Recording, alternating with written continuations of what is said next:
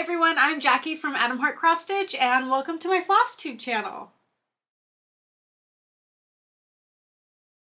It is Tuesday, August 1st, and this is episode 8. Technically, it's not Tuesday, August 1st, it is Monday, July 31st, but it will be the first when I post this. I post my Flosstube episodes once a month at the beginning of the month to kind of go over all the things that I was working on the month prior, talk a little bit more about project plans, any haul that I have. At the end of each episode, I also talk a little bit more about my small business, Adam Heart Cross Stitch, where I make and sell floss drops. This episode is going to be a little rushed, probably pretty short as well, just because I am on a total time crunch. I leave in 2 days to head up to Alaska to go on a cruise with my family. I am very, very excited, but there is also a lot to get done in a very short amount of time. So I am going to kind of get through this episode as quickly as possible.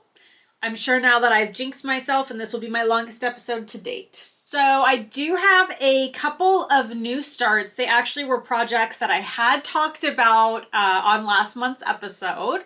But before I jump into those, I would like to address this giant mural behind me.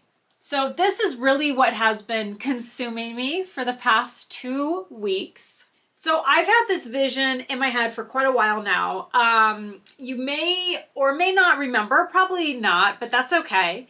I did have a pegboard behind me previously. It was a much smaller section of pegboard, and that had actually started primarily as a way for me to store like all of my scrap yarn. I had actually like cross-stitched with yarn a flower detail on the pegboard, and then caked up all of my scrap yarn and put those on hooks. So it was like this really beautiful, kind of like visual, colorful piece of art, like functional art, I guess I would call it.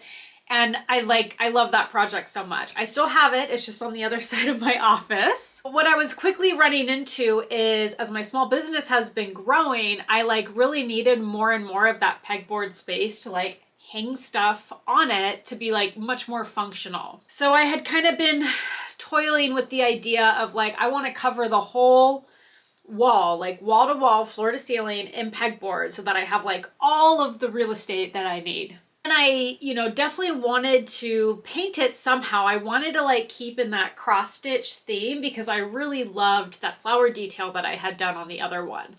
I knew actually cross-stitching with yarn just like would not be feasible for a few reasons. One, that would take so long because just doing the small flower that I had done on my other one, like definitely doable, but it's, it's difficult like working on a ginormous like piece of something and trying to stitch on it. Doable, but like not feasible for me for something of this size. But also when you cross stitch with yarn on a pegboard, it makes it not quite as functional because every time you're putting like, a hook in and out of those holes, like the yarn's gonna snag and it's just like not that functional. So I knew I wanted to paint it. I've seen other people do this before. Like I definitely didn't invent this concept. I want to be really clear about that. And I just had it in my mind. I had seen so many people post of like Carolyn Manning designs, and I loved some of like her more like geometrical but abstract designs and thought it would look really cool with this concept. So I bought a whole bunch of Carolyn Manning patterns trying to figure out what I wanted to do on this pegboard wall. I actually started, in a completely different direction, but as I was putting it up on the pegboard, I was like, I don't love this. So I painted back over it, started all over, and then I actually used her pattern, Garden Glass, but there's a handful of like stained glass motifs around the edge, and so I just took all of those individual motifs and then spread them out across the pegboard. So right now it's black and white. This I took over a week of painting. It would have gone a lot quicker if I didn't like start and then restart twice. This was my 3rd attempt at this. But once I kind of had the vision in place, it went a lot quicker, and it's pretty easy to follow a cross stitch pattern and just like paint directly on a pegboard. I do want to fill in some color eventually, But, you know, my office has basically been all over the place because I had to take everything off of this wall, reconfigure everything. I have like my whole business basically living in my family room right now, which is just not ideal for me.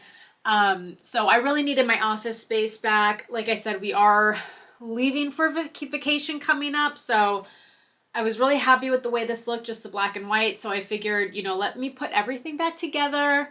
Let me live with it like this for a while, kind of enjoy the fruits of my labor, and then I'll do like a phase 2 of this project where I actually fill in the color. And I do have a vision for the color. I am going to be straying from the pattern once again, but I have a vision and I'm really excited to see it come to life and excited to share more of this with you.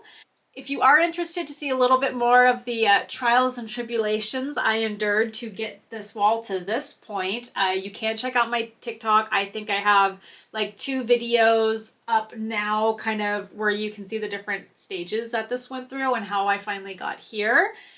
And obviously I will, of course, post more as the project progresses. So that's kind of been my life for the past, you know, week or two. But I do have some other stuff to share with you. All right, so I posted last month saying that I was planning to start Floral Dream by Nora Corbet. I also did some traveling last month. I went out to the Midwest to visit my mom who lives out there. And so I really wanted to start this project Floral Dream on that trip. It's like small enough that I thought it would be really easy and nice to travel with.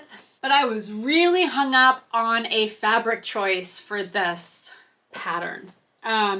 It calls for, I think, just a natural linen. And I just wanted something like a little bit more colorful, a little bit more oomph.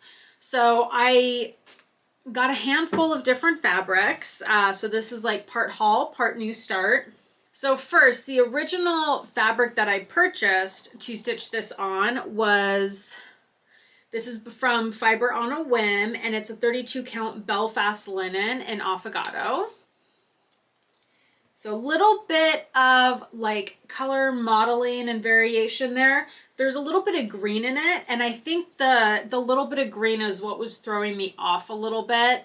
And I just, I don't know, I just like wasn't in love with it. I think it's a beautiful fabric. I just wasn't in love with it for this project. So I bought a whole bunch more fabric. So I think everything I purchased was in 32 count. This is Earthen Lugana. It's like a really nice kind of pinkish mauve color. I really loved that. I also got this, it was Murano Desert Opalescent Lugana. Really liked the idea of this. Can you see the sparkles? There's sparkles, and I really liked the idea of that, but this also just still felt a little too light. And then I bought accidentally 2 of these. This is, one's Lugana, one's Belfast linen. They're both called Crystal Bashful. Pink also has that shimmer in there. And this one, I was really looking for more of like a dusty rose kind of muted color. This is just like baby pink. It's not my style. I also attempted to dye some Jobelin that I had lying around. And this, it's funny, I think this is looking nicer on camera right now than it is in real life, but this is just all wrong for so many reasons. Did a poll on Instagram trying to help me decide. Basically, everyone voted for this Opalescent Desert Murano, but I still didn't love it. So I packed all these fabrics with me to Minnesota to go visit my mom, and I asked for my mom's feedback. And she loved the one I did, which is this pink one. So I started Floral Dream on this Earthen Lugana. And I just don't know if I love it. And it pains me to say that, but I don't know that I love it. It's funny now, when I started stitching on it, I definitely, again, was just like, I don't know. So I kind of kept going for a while just to see if I would start like loving all the colors together. And then I just put it down and I was like, you know what? I'm going to go home. I have all these extra fabrics now that I have no plans for, I'm going to go back and try to see if I can dye something to get it to where I want it. So I haven't touched this in 2 weeks since I got back from my trip. And funny enough, now that I haven't touched it for 2 weeks, I keep walking by it sitting on my dresser and I'm like, I think I do like it. I think I do really, really like it. Like the colors really work. But I'm also trying to remind myself, you know what? When you were stitching on it, you weren't loving it. So I think if time allows, I'm going to try today or tomorrow to attempt to dye some of these fabrics and see if I can get them to a place that I want them. I also still have a little bit more of the white Jobelin that I can dye if I want to start from white. But I kind of have a vision in mind. I think I kind of want like a medium gray with a little bit of like purple or pink undertones. So that's what I'm gonna try to go for. I have the dye here, I have fabric, and I'm just gonna see. And I might end up just continuing on this Earth and Lugana if none of the fabrics turn out in a way that I think is better than what I've already got started. Spoiler alert, I did find the time to dye fabrics and none of them, not a single one, turned out well. So I am sticking with the Earth and Lugana and taking this as a sign that it was meant to be. I will say I loved this project so far. Like I was just this was just such an enjoyable stitch for me so far that it wasn't even going to feel painful. This is like maybe 2 days worth of work. And I didn't even care about starting over because like that's how much I enjoyed stitching this so far. It's just a fantastic pattern and a very enjoyable stitch. All right, so the other new thing I started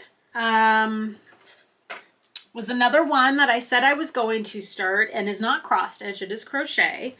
And I have two things to show for all my efforts. I feel like that trip was just a tale of restarting things that I started.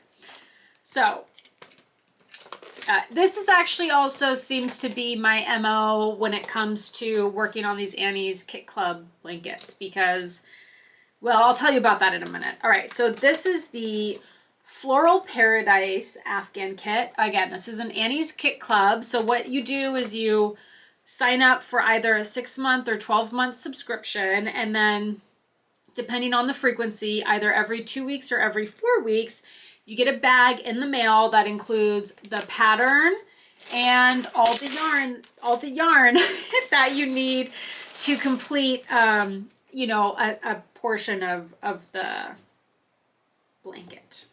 So it comes with everything you need to complete like the portion of the blanket for that month's kit. Oh, I think this is very, very adorable. Very excited about it. I have done one other, you know, Annie's Kit Club before. It was the Plumberry Striped Afghan. Funny enough, I did that. I think I was like 3 or 4 rows in and I just had a stitch off somewhere and it was like making my border really wonky. And so I actually frogged that whole thing and started over. So funny enough, I started this on my trip on the plane and I mean, you can kind of see the problem. I don't know what I did wrong, but I did something wrong because this was just not laying flat. And I was just very worried if I kept continuing on that it was never really gonna flatten out where I needed it to be, even if I blocked it. Like there's just more yarn here than it has a place to go. So I restarted. So this is kit 1. It's funny, this one does lay flat, even though it's not, it's still showing like it's pretty bowed when I hold it up, but when it's like on the table, it does lie flat. So this is kit 1 of the Annie's Kit Club Floral Paradise Afghan. These colors are magnificent, I must say. So yeah, this one's pretty fun. I will say Annie's, they do a really good job of their written patterns. 9 out of 10 times, I don't even need to look up a video tutorial. I can just like make out what the stitch is based on the written instructions. And I think for crochet, with this many like complicated various stitches, I think that says a lot. They do a really good job. There was one of these, I think it was the Star Stitch. That was the only one I had to look up a video tutorial for. I'm not an advanced crocheter by any means, but they're definitely not beginner friendly. So keep that in mind if it's something you're interested in. I'd say intermediate to advanced. But that being said, they do have like video tutorials for all of the stitches. I do think this one, because you're working in like a circular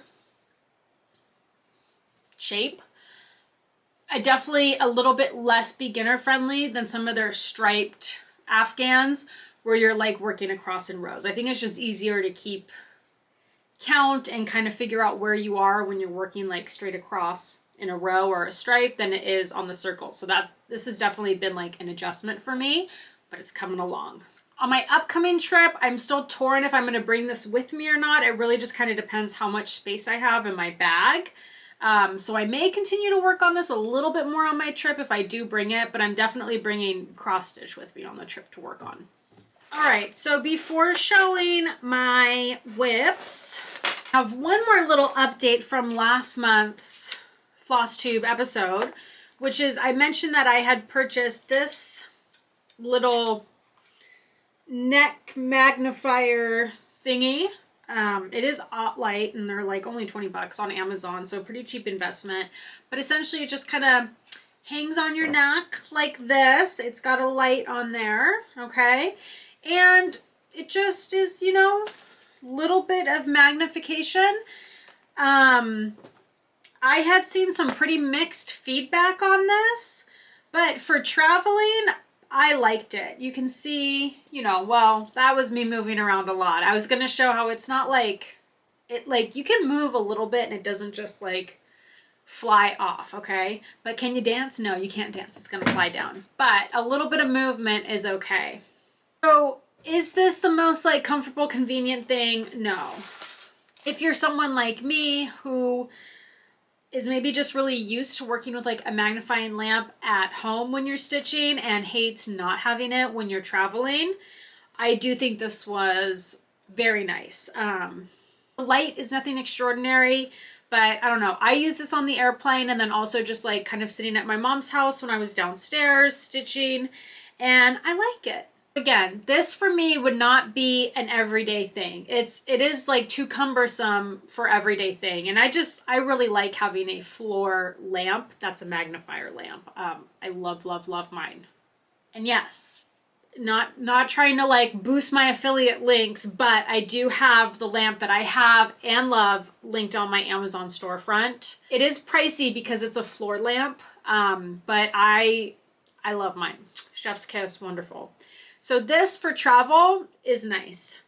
Little cumbersome, wouldn't be like everyday stitchy thing, but I did find this useful for traveling. All right, so stitchy progress. I've only worked on 2 things. Other than the stuff I just shared, I worked on 2 other projects this month. One of them, this is like my little travel project.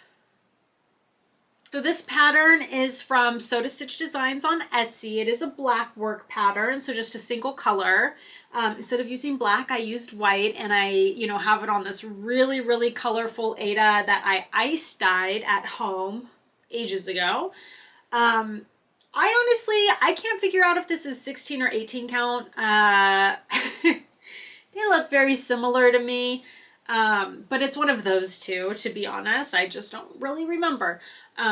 But yeah, I am so close to being done with this. I think I will bring it with me on my upcoming trip just to see if I can finish it.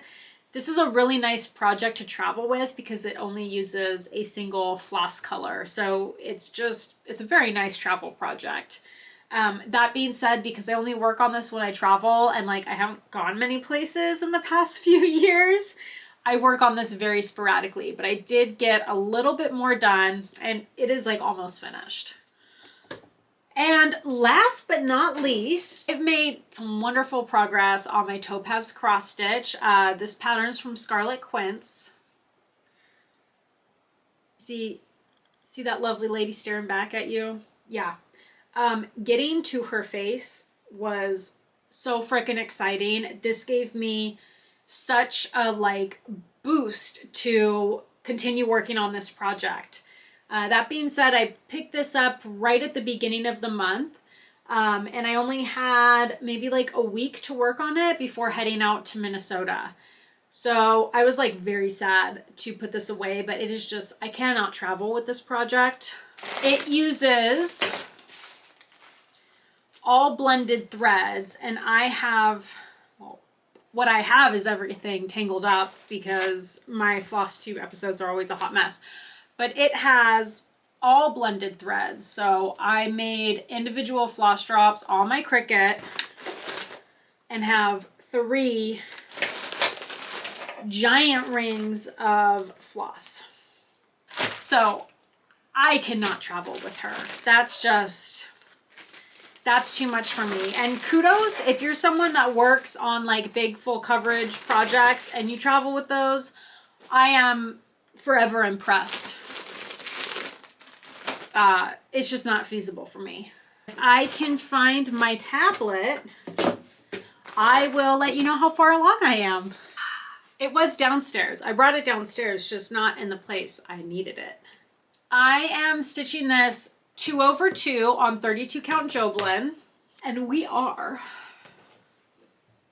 15.48% completed. I've got about 14,600 out of 94,000 stitches completed. You know, I have like my love for this project is reignited finally. This was like the first thing I had worked on in a long time where I was just like really excited to start stitching again. Like my stitchy bug had been completely gone, forgotten, out the window. It had escaped me. I was barely cross stitching. But I had like such an enjoyable, I think it was only a week of stitching on this. Then I had to put away. I traveled, I came back. This monstrosity took over my life. But when I get back from this next trip, I'm very excited to come home and continue working on this because I'm very excited to work on it again.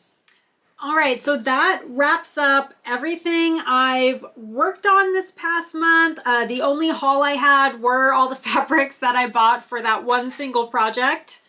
So normally at the end of my Flosstube episodes, I spend a little bit of time giving any like small business updates that I have. I really don't have much for this month. I don't think. Granted, I am cobbling this episode together very, very quickly. So I didn't have time to like really prepare everything I wanted to, but long story short, if you're only interested in the stitchy stuff, you can hop off now. If you want to stay on, I will just kind of give a quick update as to what's been going on the past month, small business wise. If you are hopping off now, thank you so much for watching. Please remember to like, comment, and subscribe if you so please. All right, so Adam Hart cross stitch. This past month I did finally stock the 2 new colors that I added to the shop. That is Cosmic Pink and Ocean Nebula. Let me pull some of those down. Oh, Cosmic Pink, again, I'm pretty sure I shared these last time, but it is a see-through sparkly pink, kind of like a peachy pink, but definitely pink color. These are really cute and a lot of fun. The other new color I have is Ocean Nebula. These might be my new favorite of all time. So there's a lot of variability with the colors of these. So each one is like completely different from the other one. But I think like I just could look at these forever. Because I'll find one, I'll be like, oh, that's like the prettiest color combo. And then I find more and I'm like, no, that's the prettiest color combo. I liked these when I first got the sample, but the more that I've been looking at these and packaging them up, like these might be my new favorite color of all time that I've ever done. They're just really pretty. I think right now of everything I have in the store, probably these ones and Purple Haze are like, they're my personal favorites. I did run a very large promotion on the website for July, but this is an August Flosstube episode, so it's going to be too late for that. The other like big thing I did this month is I finally put my store on Etsy. I'm very grateful. I've always been able to generate enough direct traffic to my website, like through my social media channels. And I didn't have my shop on like an Etsy storefront. You know, Etsy takes like a much larger chunk or like sales. Is that the right way to say it? Etsy has fees. Etsy has more fees than what I end up spending to have my own website. But, you know, as I'm really now trying to really grow this business and expand it, I just realized that there's a lot of people who are shopping on Etsy and are otherwise never going to hear about me if they don't see my products on Etsy. So I really thought of it more as this isn't where I expect majority of my sales to come from, but it's more of like a marketing expense. And I think being on Etsy for just a few days now, I've like already generated a handful of sales. So that, you know, hopefully it all ends up being worthwhile. A good little like piece of wisdom and something that I know I've started doing after having my small business is if you're ever on Etsy trying to look for something, when you find something you like, that thing you want to buy, always just do a quick check. See if that seller maybe has their own website where you can buy directly from the seller. Because in those cases, you're like helping support those sellers and makers a lot more because they're not dealing with those fees that Etsy takes off. So that's my little piece of advice. Something I've started doing again in the past like 2 years, just learning more about all these things. But other than that, I think this wraps everything up for me. If you made it this far, thank you so much for watching. I know this was kind of a short, rushed, cobbled together episode, but I've got to stay on my schedule. You know, I've committed. I'm going to post the first of the month every month. I need a schedule. I need deadlines. I work best under pressure. So I really wanted to get this episode put together and out there for you on the first of the month. Thank you so much for watching. If you want to help support my channel, you can like, comment, and subscribe if you haven't already. And I will be back in a month. So I started this on this. And it should be here somewhere.